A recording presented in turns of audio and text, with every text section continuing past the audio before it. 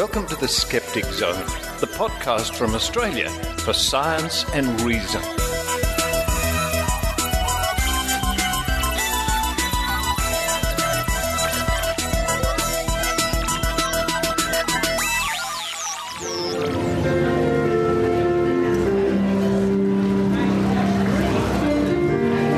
Well, as you can hear, we sure aren't here for the music. Yes, we are, Maynard. What are you talking about? Hello and welcome to the club here, Maynard. Now, this isn't the club at the end of the street where we used to do the think tank. This is another club, but you're here, I'm here, Joe Alabaster. Hello, Joe. Hello. We're all here tonight to hear Dr. Brad McKay. This is the Skeptics dinner meeting here in Sydney. I'll tell you what, it's been a big weekend for me. Like last night was the Hellfire Club and tonight it's the Australian Skeptics dinner. What a range I'm experiencing in one weekend. You're a man of mystery, Maynard. You really are. Now, coming up on this week's show, we're going to be talking to Pontus Bockman from the Swedish Skeptics, Maynard. Sweden. My favourite Polish name is Janusz Prohanska. Touché. Well, in fact, I'd like to dedicate this show to Janusz Prohanska. Look him up on Wikipedia. But what are you going to talk about with the Swedish skeptic? Well, what they're doing in Sweden about skepticism, getting the word out, and Swedish skeptics in the pub, which sounds like a lot of fun. We also have a week in science, of course, from RiAus, and the Raw Skeptic Report. Heidi Robertson is going to be looking at claims revolving around asthma. And woo claims and things like that. So are these claims to cure asthma, or what is it? Yeah, well, there are a lot of claims out there, woo, alternative medicine claims that say they can treat asthma, or you can treat asthma with this device or this remedy. And Heidi's going to have a close look at some of these claims. Bet your raw milk will come into it somewhere. I wonder if it was... Well, I mean, we had to prize her out of her raw milk bath, but there you go. Look, we have Joe here because you've got something coming up on next week's show. I do indeed. I'm going to be talking once again about World Homeopathy Awareness Week, which actually marks a year that I've been talking on the Zone now, doing reports, because that was my first report a year ago. So have you had much pushback from homeopaths about it? You know, not very much, to be honest. I've had one comment. I've got a homeopath who does comment on my blog and also speaks to me on Twitter, but her arguments aren't really very solid, I would say. Just like homeopathy itself, we might say. And what other solid arguments have we got on the show this week? That's about it, Maynard. That's about as solid as it gets. But I tell you what, we're outside the room at the moment. There's a big dinner going on, and they're just about to call for dessert. So while we three run into that room and have our dessert, listen to the talk, I hope our listeners enjoy... The Skeptic Zone. I'm going to go downstairs and see if I can do something about that piano.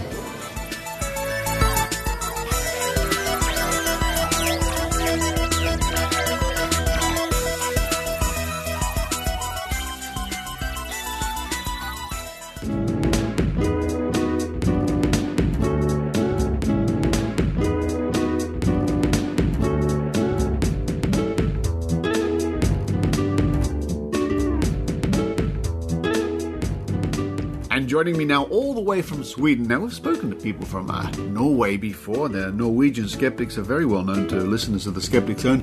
Now we're just going to shift our focus a little bit in that area of the world. We're going to visit Sweden and the city of Malmö in Sweden. And I'm speaking to board member of the Swedish Skeptic Society, Pontus Bockman. Hello, Pontus. Hello, Richard. How are you? I'm really well, and it's so nice to chat with you, and thank you so much for dropping me a line. Just this last week, in fact, you contacted me because you were very interested in the vaccination chronicles, and I've sent you off a copy of that on DVD. And I thought, well, what a great opportunity to chat to somebody from the Swedish Skeptics. So thank you for making contact. No problem. It's really nice to speak with you. What can you tell me about the Swedish Skeptics in general, the organization? Well, the skeptics movement is pretty well established in Sweden, I would say. The Swedish Skeptics Association was founded in 1982, and we have gradually grown to have close to 3,000 members by now. So, wow. So we're pretty proud of that. That's pretty good. Do you concentrate mostly on Sweden, or do you have people from around the world sort of interested in what you're doing? Well, we focus on Sweden, and that gives us plenty to do, actually. But we do try also to keep in touch with the international other organizations. I actually, since Malmö is pretty close to Denmark, I quite often go over to Copenhagen and talk to my Danish colleagues over there. And I went to QED in Manchester last year. I know that you've been there yourself, Richard. Yes. And yes. I'm going again this year. So I know Michael Marshall a bit, and it's nice to keep in touch with other skeptics. I don't think the movement actually need any national borders. I think you're absolutely right. And QED, of course, which I have, as you mentioned. I've been to QED a couple of times, and what a thrill that was. It is really one of the better skeptical conventions anywhere in the world. And I'm very jealous of anybody who goes to QED. And looking at a map, I'm just looking at my map now of where you are exactly in Malmö, which is just across a very large bridge to Copenhagen. So you're a very international man, I think. Yeah, well, it's easy, actually. They make it easy for us. They really do. So that's great. I'm glad the Swedish Skeptics have been around for a while. Now, I was just looking at your website, and I think that's very interesting. That's for our international listeners. Their website is www.vof.se, SE for Sweden. What does VOF stand for? Yeah, that's an abbreviation of Vetenskap och folkbildning, which may be hard to pronounce in other languages, but it means roughly science and popular education. So in 1982, when it was founded, I don't think that the word skeptic was had such popularity as it has now. So maybe today we would call it something else, but science and popular education. That's fine. I can completely understand that. www.vof.fe or VOF for short. Yeah. VOF. We might call that for short.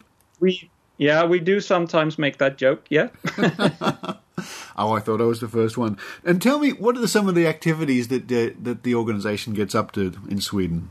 The thing that we are mostly recognized for is that we give out 2 prizes every year. One is the Enlightener of the Year, where we give a prize and actually some money to somebody or some organization that has done something very good in spreading critical thinking or debunking some pseudoscience. And then we also give out our version of the Bent Spoon Award, I guess you would call it. Yeah. Not as popular to receive, but it gets quite some press here. That's good. I mean, we've been handing out in Australia the Bent Spoon Award for over 30 years, and James Randi has his Pegasus Award. I'm glad other organisations do this. I think it's a really good idea, and yes, it does get some press. What do you know? Some of the examples of some of the people who've won this prize? Yeah, last year we gave actually the so-called Bent Spoon Award to TV4, which is one of the big national networks we have here, because they have earned it again since then. But in the morning they have a show where they talk about things and they give out advice, and sometimes it's very scientific, and sometimes it's not at all scientific. Especially disturbing when they do give out advice for people with illnesses or psychological problems, advice that are really very dangerous to try to follow at home. And I think it's especially troubling when they mix good advice with bad advice, because they get some credibility and then they totally misuses that. So we gave them the Bent Spoon Award last year. That sounds exactly like some of the programs we have in this country, where morning television and things like this, they'll have doctors on and people talk about science occasionally, and then they'll have psychics on and very, very questionable medical advice from other people without proper qualifications. So, yeah, it's interesting how these things are sort of around the world. Yeah, and it's also interesting how they react, because they were asked about a month after they got the award to say, have you now listened to this and have you adapted your message any? And what they replied was something like, well, we always listen to criticism, but we have found no reason to rethink our approach. So in my mind, it means they listen, but they don't think. So I think, yeah, and also a lot of people, we've discovered in this country, some years ago, we gave the Ben Spoon to a program on the national broadcaster, the ABC, national TV in this country. They were running a program, and some of our listeners may remember this, called Second Opinion, which was all about alternative medicine, and it was giving out just outrageous advice and basing stories on nonsense. And when they won the Ben Spoon Award, they tried to use it as publicity, saying, "Oh, the skeptics gave us this tongue-in-cheek, this funny award." And it was interesting because the award came with a very powerful message. I think that we were very concerned about this. So I'm pleased to hear that other groups are giving out these sort of strange awards. And I understand you also do something that we love to do in Australia. You have something like Skeptics in the Pub. Yes, we do. We do organise Skeptics in the pubs and some lectures. And actually, it was, to be honest, it was the Skeptics in the Pub that got me interested in the movement to begin with. Uh-huh. Because I listened to a lot of podcasts, Skeptic Zone included, and you would hear things like Maynard running around at Skeptics in the Pub in Sydney having a good time and say, why can't I do that? So that was actually my gateway into the movement. But we do that. So we have 7 local chapters now of the Skeptics Association that organizes these things locally. And here in the south of Sweden, we have them regularly in 2 cities, and now we are reaching out to a third city, because we think that every city should have a Skeptics in the pub activity. But we also have other lectures. We are going to do something about the Ig Nobel prizes in Stockholm in about a couple of weeks. Yes, very famous. Yeah, and things like that, things that are, fun and can attract people, not just the skeptics, but also other interested parties of the public. And it's exactly why, one of the reasons why we do something like Skeptics in the Pub. Not only is it a great night because we just meet with friends and anybody can come along, and we think it's a really, really interesting way to introduce skepticism to people, because you do get people coming along to the pub who are curious and don't know what skepticism really is, or they think they know, and there often is an interesting time when people realise what we're doing or get great benefit out of it, and they completely change their mind. So it's not just an excuse to have lots of food and drink, really. I think there's a more serious aspect to Skeptics in the Pub. No, actually, just last night we had a Skeptics in the Pub, and we had a separate room in the back, and at one point during a lecture, there was one guy coming in, obviously not knowing what we were all about, and said, "Where's the match?" He was looking for the football match. And I said, "Well, that's not what we're doing here. We're having a lecture, this and that."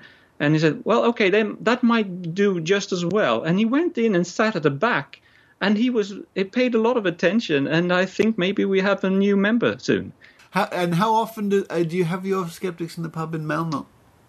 Well, we have them. We have every month. We have a Skeptics in the Pub, and we have them in Malmö every other month, and in a city called Lund the other months. Ah, yes. I'm just looking at my map now, and I can see Lund. It's not very far, is it? No. Not very far.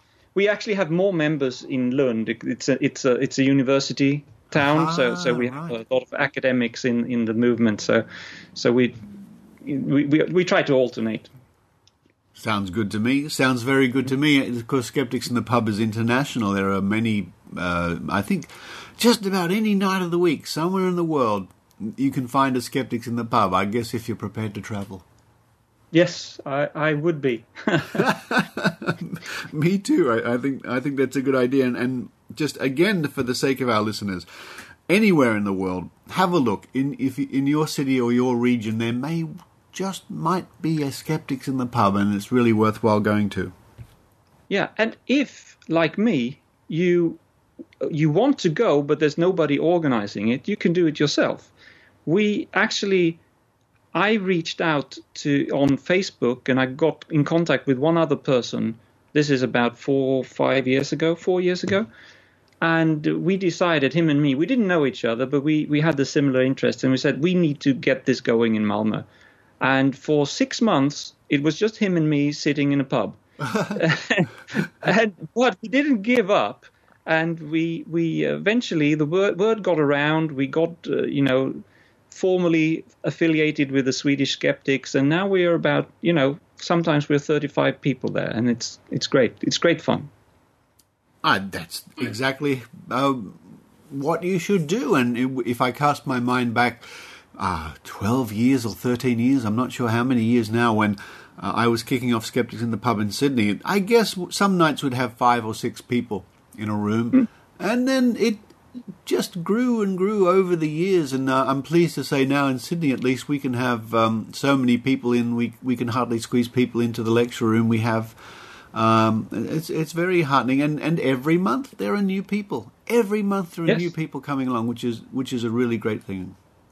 Yes, I agree, and it's fun to meet new people. That's why I got into it. It's the social aspect, and of course, no, I do sympathize with the cause. That's not the only thing, but the social aspect is very important. And I was, the family was getting tired of hearing me ranting about things, and I had to find somebody else that would listen. And it's really, really rewarding to do this. Now, casting another eye at your website, www.vof.se, I can see you have a magazine. Can you tell me something about that?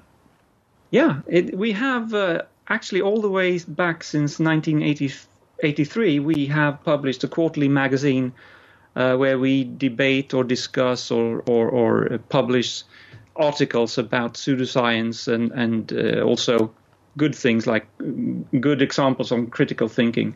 It's a really worthwhile magazine, and all of the articles eventually get published on the website. So, well, if you know Swedish, you can go in there and read it for free with some delay.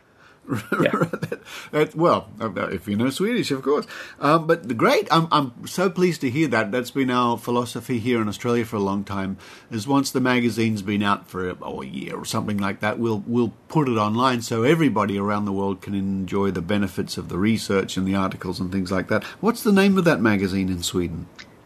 It's called Folkvett, which is, it's hard to translate, I guess. It's sort of a pun, but it also translates into, common sense. Okay. That's a good name for a magazine on science and reason, Yes. I think. That sounds good to me. And also in Sweden there, I think you have the same sort of philosophy when it comes to education and educational outreach. Yes, there are a couple of us that are reaching out to schools. And so we offer to come and give a lecture, present why we think critical thinking is so important, and also we try to mention the organization. But the thing is, we're not trying to recruit members. We are there to spread the word about how easy it is to be deceived, how you have to be aware that everything you read is not gospel. You need to question what you see.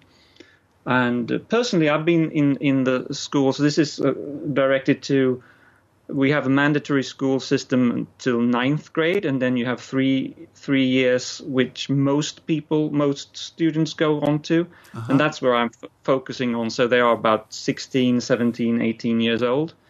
And for me personally, that's a perfect age to reach out to, because they are very, very inquisitive. They are adults in a way, but they don't have a lot of experience. And they're, at least in Sweden, they're not afraid to question authority. So I try to provoke them a little bit and question what I'm saying, which is good, because I tell them to question everything they see. And then I encourage them to question what I'm saying. So whether they agree with me or not, they're starting to question things. And I think that's a good approach. It's a very good approach. I completely agree. And again, it sort of mirrors a little bit of what other groups are doing around the world. I think that is a good age group in schools, because by then there's a lot of interest and wonder about these sort of things. And students are very open, we find, to discovering answers like this. Now, I'm also curious to know, and I suspect I know what you're going to tell me. Around the world, we have, in just about every country, I'm sure every country, we have people who claim that they can talk with the dead, psychics and so on. And I guess Sweden would be just about the same as anywhere else? Yes. There are television shows about that, and there are people offering to talk to people's dead relatives, etc. And I think that's very upsetting. I think it's very cynical. And even if some of them do it in good faith or think that they can do it, I think they really should think again, because it's, as you usually say, it's easy to talk to the dead. It's hard to get a good reply. You're right. And it can be pretty tough to sit there anywhere in the world and have some TV program come on and somebody who sits in a chair in an audience or in a TV studio and say things like, "Oh yes, they're telling me now that or they send their love, and I can see a little girl and she's playing in the garden," and I'm sitting at home fuming. But it's really tough to beat this sort of things, and it works. Unfortunately, It works all around the world. Yeah, and it's an obvious play on people's emotions as well, because people who seek this kind of service, or whatever you call it, they have a need to grieve, etc. And you are exploiting that in a very bad way. I've seen in the Swedish television where it ends up with the person crying because the medium is telling you, well, that's your grandmother and she's not very happy with what you've done. And the poor person is, breaking down. And why wouldn't you, if you believe that thing? Yes, and sadly, when that happens, the TV producer up there in the control room or wherever they are watching the show as it's being taped are going, great reaction. So, exactly, good TV. Good TV. Yeah, that's the sad thing about it. Well, Pontus, it's really, really good to make contact with you. The Vaccination Chronicles DVD is in the post as we speak, and I'm sure you'll find that very interesting. And I understand you want to help get that out through Sweden, which is really good. And I know you're very kind. You're going to help with the Swedish translation of that DVD. Yes, I'll do that. I think that's a fun little project. I've actually done similar things in the past, so I know how to do it, and it'll be fun. And I think that may increase the reach that we can get. I think, by the way, Richard, I think that's an excellent documentary, and I think, in 10 years you wouldn't be able to do this. So you're documenting something that a period in time that people are forgetting about, when you had these iron lungs and when there were, your schoolmate got polio, and that you knew that meant you would never see him again. Yeah. And that period in time is going to be forgotten, but not now, because you've done this documentary. So thank you very much for doing that. Well, it's very kind of you. Thank you for mentioning that. And it's also important that we don't revisit those times. Yes. And there are people out there, sadly, as we know, who would bring that upon us. They would stop vaccinations instantly, and then the results would not be very pleasant indeed, would not be pleasant. Thank you again for contacting us. That website, ladies and gentlemen, and especially if you're in Sweden or in Denmark or Norway, that area of the world, www.vof.se. Check it out. You can subscribe to the magazine. You can go along to Skeptics in the pub and have a beer with the Swedish Skeptics. That sounds pretty good to me. So, Pontus, thank you very much. Thank you very much, Richard. Oh, I should say, tack. Thank you.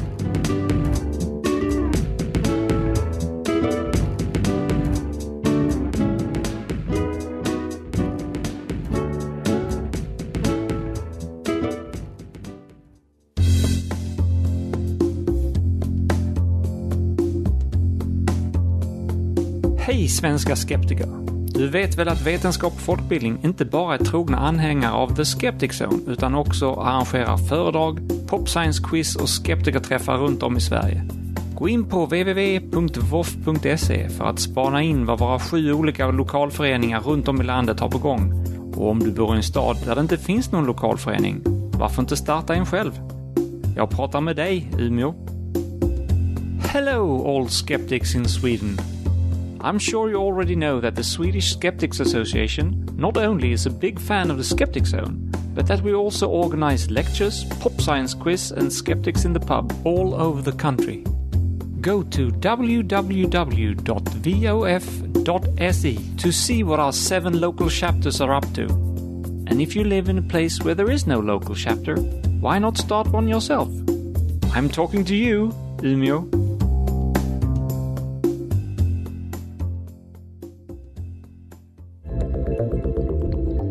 Welcome to A Week in Science from RiAus, bringing you the science you need to know. Shaking with laughter or shaking with sobs?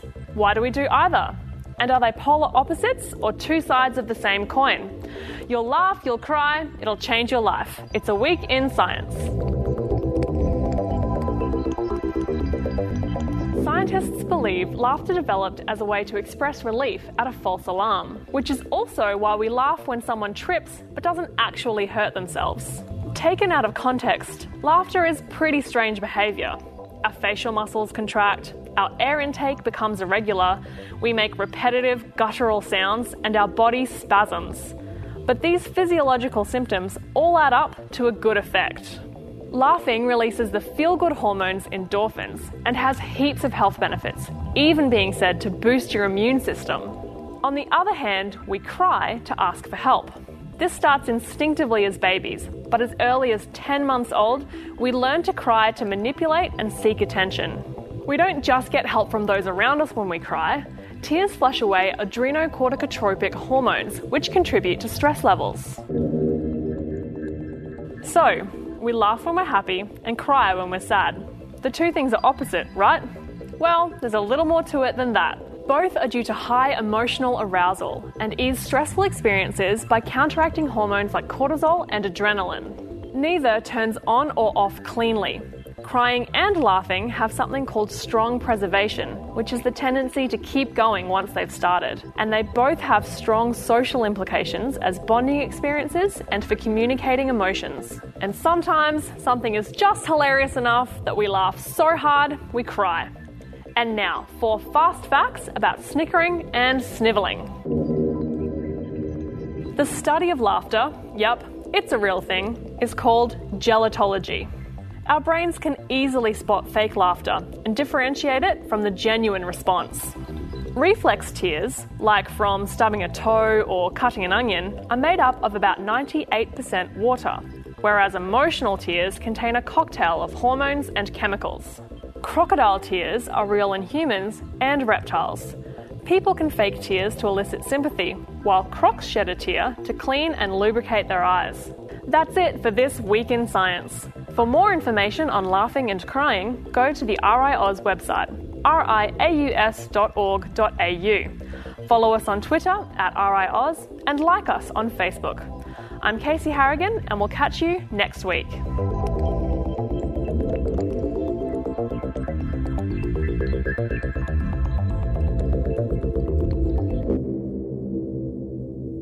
On Maynard.com.au. There has been talk that there are some photos of the Roswell aliens that have surfaced in the form of slides found in the bottom of someone's slide drawer from the 50s or whatever. This is pretty amazing news. Have you heard about this, Tim?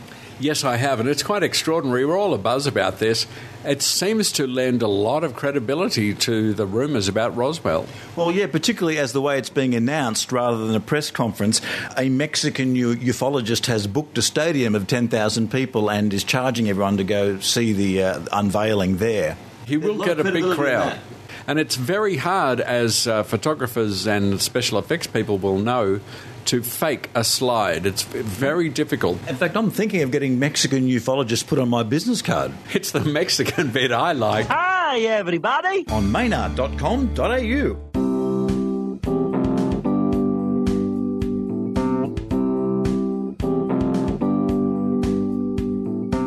It's the Raw Skeptic Report with Heidi Robertson.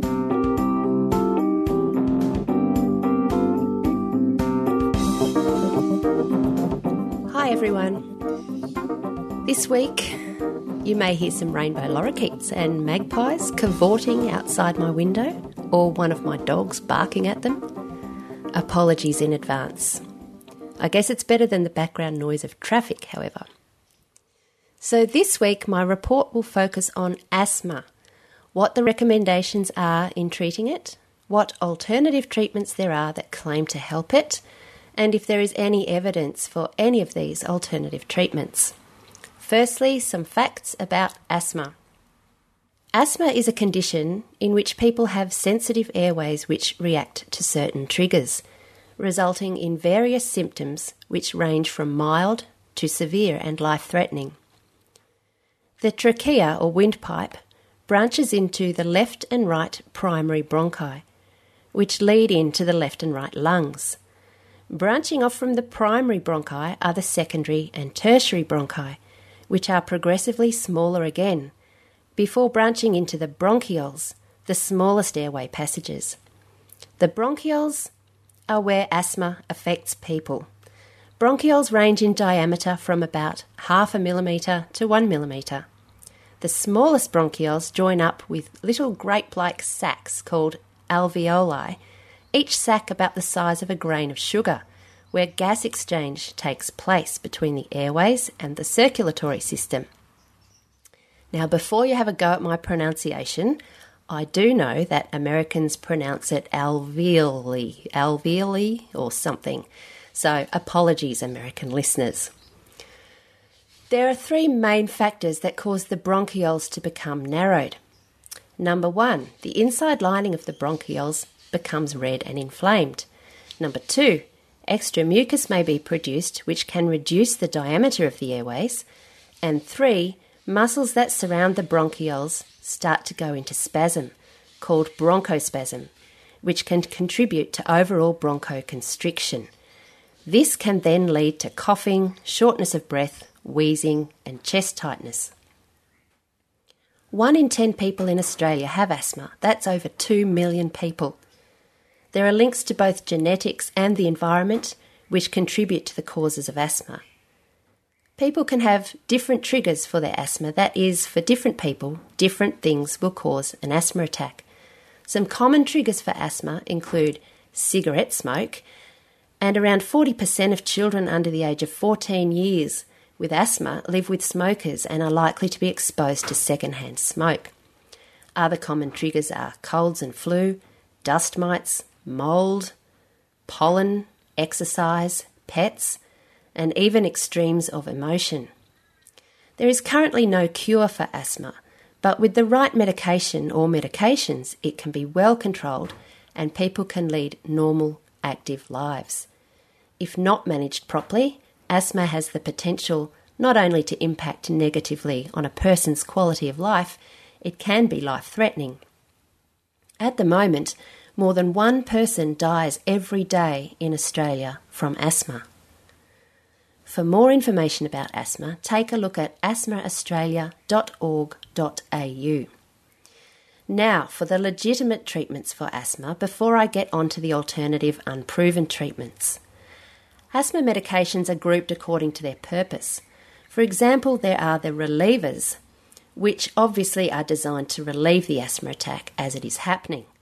Probably the most common one that people are aware of would be Ventolin in a blue puffer. I hope you enjoyed that sound effect of my son's Ventolin puffer. From feedback during my first aid courses, many people don't realise that using the puffer on its own directly into the mouth only delivers about 1/3 of the medicated dose to the bronchioles, where it is needed. This is why a spacer should always be used in conjunction with the puffer. It ensures that the majority of the dose gets to where it is actually needed. Then there are the preventer medications that are designed to make the airways less sensitive over time, reducing redness and swelling and helping to dry up mucus. These medications need to be taken every day and will not work in an emergency situation, that is, an acute asthma attack. I commonly hear of people discarding their preventer medications as a result of them not having suffered an asthma attack for a while, not realising that it is precisely because of their preventer medication that they have been symptom-free. There are also medications called symptom controllers that are taken in conjunction with preventers. Then there are combination medications which combine the symptom controllers with preventers. So it can all get a little bit complicated, and it may be a while from initial diagnosis to finding the right medication or combination of medications that work for each individual. And now to the woo. Let me list the ones I've heard of and which are also listed on the Asthma Australia website as unproven remedies. This is great for a peak body to address the alternative treatments out there and to state which ones do and don't have legitimacy. The ones that don't: acupuncture, air ionisers, homeopathy, vitamin C, probiotics, Bowen therapy, chiropractic, osteopathy, reflexology, Reiki, vibrational therapy, cupping, and moxibustion, which I can never pronounce properly. All of the above have no evidence to support their use in the management of acute or chronic asthma. You may have noticed how celebrity chef Pete Evans has been saying that his paleo diet may help with all manner of things, including asthma. It was both surprising and worrying to see recently the Asthma Australia Facebook page appearing to endorse him, with one of his followers providing a testimonial on his page, which Asthma Australia then shared.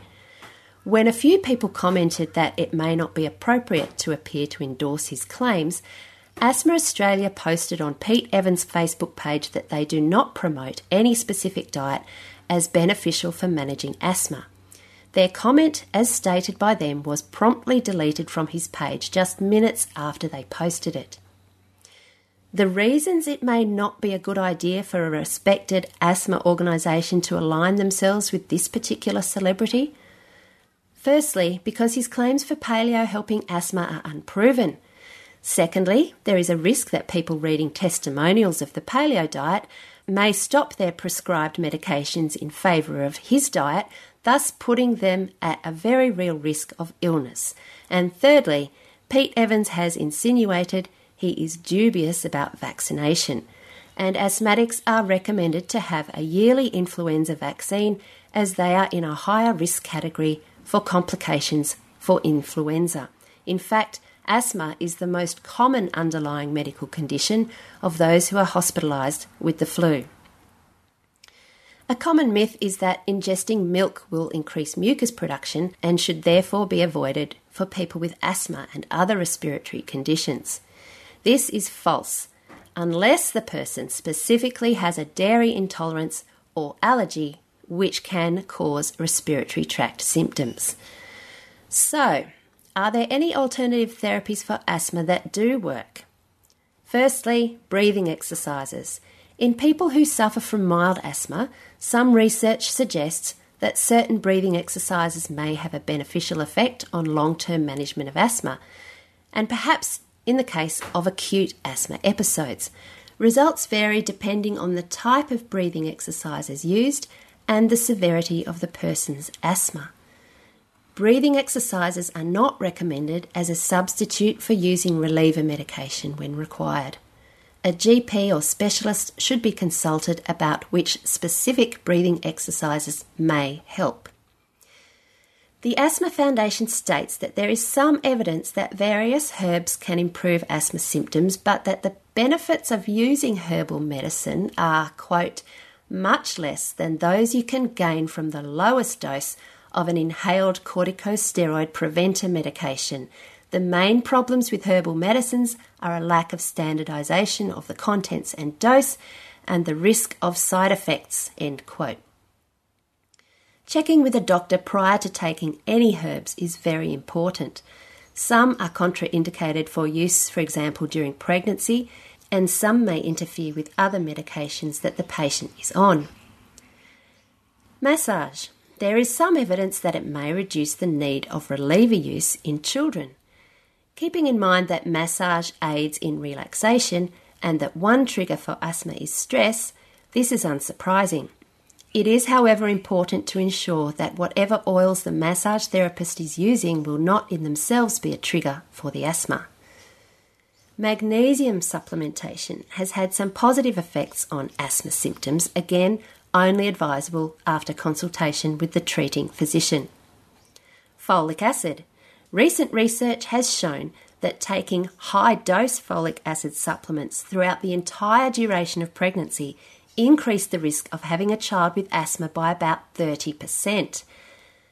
This did not include low-dose folic acid from natural sources such as green leafy vegetables, and it is still important for women to take folic acid for the first 16 weeks of pregnancy to reduce the chances of neural tube defects in the developing fetus. I have a friend who grew up here in the Northern Rivers area with asthma, and her parents that refused conventional treatment for it, opting instead for many and various alternative treatments. This friend has distressing memories of months and years on end of being anxious and distressed with shortness of breath and wheezing, and is quite cross, to say the least, at what she needlessly endured. She now takes conventional medication for it and lives a full, active life. And one more anecdote, which also serves to illustrate the misplaced beliefs of many in this alternative capital of Australia. I was teaching a course one night to a group of preschool educators. The course was the nationally recognised and accredited Emergency Management of Asthma in the Workplace. As I rounded up my talk about how potentially dangerous asthma can be, and how children in particular can deteriorate quite quickly, I was asked if there were any natural alternatives for treating an acute asthma attack apart from the prescribed relievers. My answer? The natural alternative can be death. Do not stuff around with asthma attacks in children. Please give them the prescribed medication and call an ambulance if the symptoms do not subside. Stunned silence, but they did seem to accept that answer. That's all from me for now. The take-home message is that asthma has the potential to be life-threatening. If in doubt, or the person's medication does not appear to be helping, call for an ambulance and continue to follow the person's asthma action plan whilst waiting for medical help to arrive. If you'd like to learn more about the courses I run, head over to my website at accreditedfirstaid.com.au. I have also started a blog over there on various first aid and health-related issues, and will be putting a blog-friendly version of my first aid skeptical reports there. Thank you. Bye for now.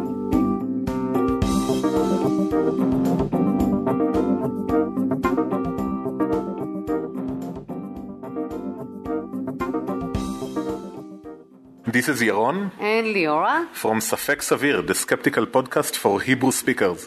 Come listen to all things unholy in the holy language at www.safek.co.il. נשמח למאזינים נוספים מאוסטרליה.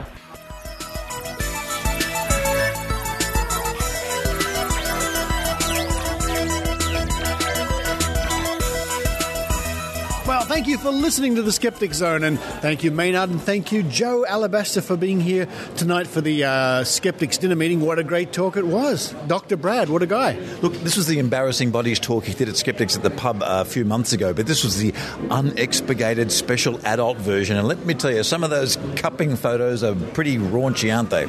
They're very adult. Yes, they're very scary. Very embarrassing, I might say. But yes, coming up next week on the show, as we mentioned at the top of the show, Joe Alabaster's special report on World Homeopathy Week. And Joe, congratulations for being with the Skeptic Zone for a year. That's fantastic. Thank you. It's been an absolute pleasure. And I'd like to say a quick thank you to everybody who's actually given me feedback on my reports. I've really appreciated it, and I'm very glad that you're finding them entertaining and or informative. Look, and don't be scared to give us feedback, because one of the things about podcasts is that people tend to enjoy them silently and sometimes not give feedback. So, please let us know all about it if you like it, and if you don't, just shut up. Good advice, Maynard. Yes, please leave your feedback. Come to skepticzone.tv. You can see our contact details. There's a shop there, all sorts of things. And, get in touch. Facebook page. Facebook page and Twitter, of course, yeah.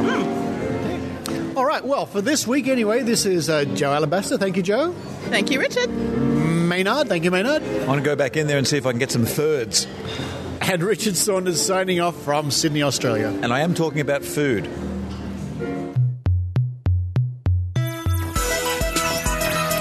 You've been listening to the Skeptic Zone podcast. Visit our website at www.skepticzone.tv for contacts, an archive of all episodes since 2008, and our online store. Please support the Skeptic Zone by following us on Twitter @Skeptic Zone, liking us on Facebook, and leaving a review on iTunes. You can also show your support by subscribing via PayPal for as little as 99 cents a week. The Skeptic Zone is an independent production. The views and opinions expressed on the Skeptic Zone are not necessarily those of Australian Skeptics Inc. or any other skeptical organisation.